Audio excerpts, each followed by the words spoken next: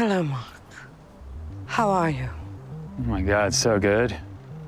My wife's being held prisoner at Lumen, and I just got brain surgery in my basement. How have you been? So in 209, we finally get the much anticipated meeting of Audi, Mark, and Cobell, and we get to see the complicated feelings that they now have. There's just so many layers of distrust and resentment. We're allies now. There's no need to. Oh, we're allies now. We're not neighbors anymore? Sorry, I guess I'm confused. She's being faced with the reality of her actions, which I think makes her feel very vulnerable. Mark is very resentful of her, but at the same time, he has no choice but to trust her. Father? If there's one thing that Helly and Helena have in common, it's a lack of that familial love.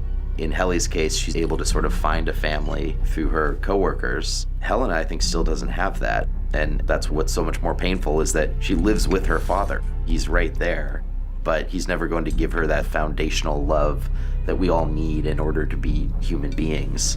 I wish you'd take them raw. Whenever I'm approaching either character, I'm trying to do so with a lot of empathy for both sides, and to not think of it as such a binary, like this versus this. In so much as my Audi character is an antagonist to the innie, I think it goes both ways. You know, it's such a human thing, right, to be at odds with oneself.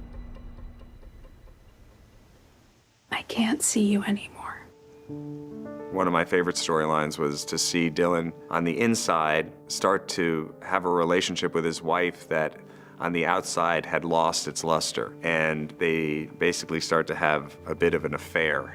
And I just thought that was such an interesting storyline, in that you can't really do that in any other show where he himself is having an affair with his wife. This is so many fucking dimensions of fuck. He reminds me of how you used to be. Okay. I think Gretchen is not somebody who is comfortable continuing to lie. And so all these complexities are now infiltrating his previously simple and happy life.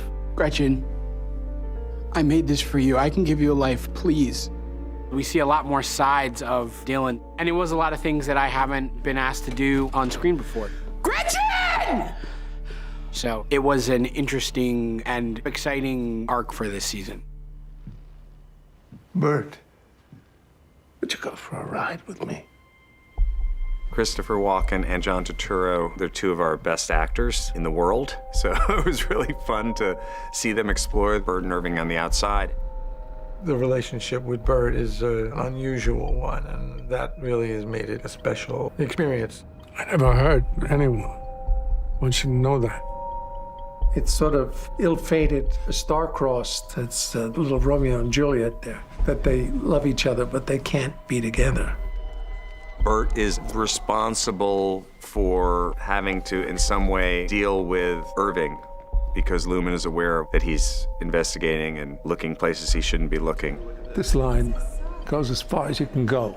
I can't know where you get off, and you can never come back to Kier. Do you understand? And so Bert has to make a decision what to do with Irving. He's acknowledging that they have a connection, but he also realizes how impossible it is. And he makes the choice that he's gonna never see him again, but help him. At the end of the episode, we have Mark, Cobell, and Devin finally reaching the birthing cabin.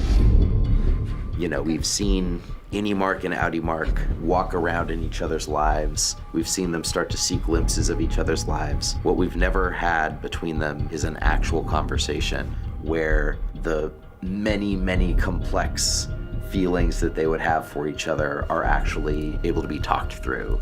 So that's what we leave episode 9 with, is the promise of that long-awaited final meeting where they're actually going to speak to each other.